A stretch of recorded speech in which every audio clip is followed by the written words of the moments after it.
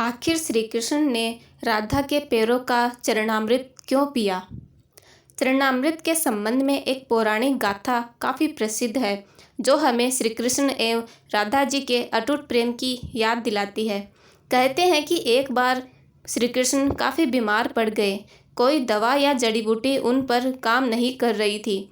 तभी श्री कृष्ण ने स्वयं ही गोपियों से एक ऐसा उपाय करने को कहा जिसे सुनकर गोपियाँ दुविधा में पड़ गई। दरअसल श्री कृष्ण ने गोपियों से उन्हें चरणामृत पिलाने को कहा।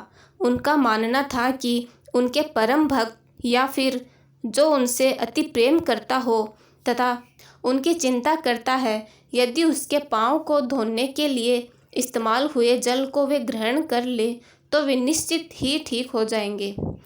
लेकिन दूसरी ओर गोपियाँ और भी चिंता में पड़ गई।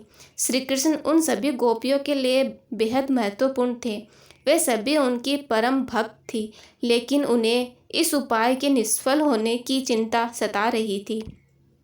उनके मन में बार बार यही आ रहा था कि यदि उनमें से किसी एक गोपी ने अपने पाँव के इस्तेमाल से चरणामृत बना लिया और श्री कृष्ण को पीने के लिए दिया तो वह परम भक्त का कार्य तो कर देगी, परंतु उन्हें किन्हीं कारणों से काना ठीक ना हुआ तो उसे नरक भोगना पड़ेगा।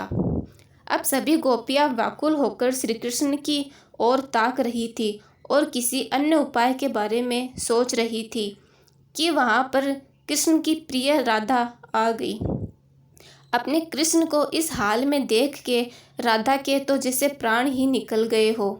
जब गोपियों ने कृष्ण द्वारा बताए गए उपाय को राधा को बताया तो राधा ने एक क्षण भी व्यर्थ करना उचित ना समझा और जल्द ही स्वयं के पांव धोकर चरणामृत तैयार कर श्री कृष्ण को पिलाने के लिए आगे बढ़ी। राधा जानती थी कि वो क्या कर रही है। जो बात अन्य गोपियों के लिए भय का कारण थी, ठीक वही भय राधा को भी मन में था। लेकिन श्री कृष्ण को वापस स्वस्थ करने के लिए वह नरक में जलने जाने को भी तैयार थी।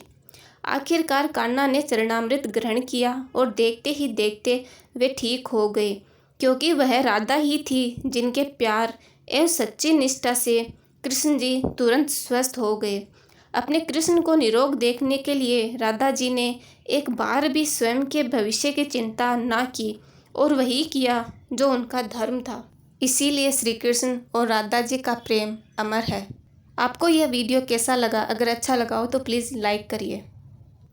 ऐसे ही और वीडियोस के लिए चैनल को सब्सक्राइब कर ले। Thank you. धन्यवाद।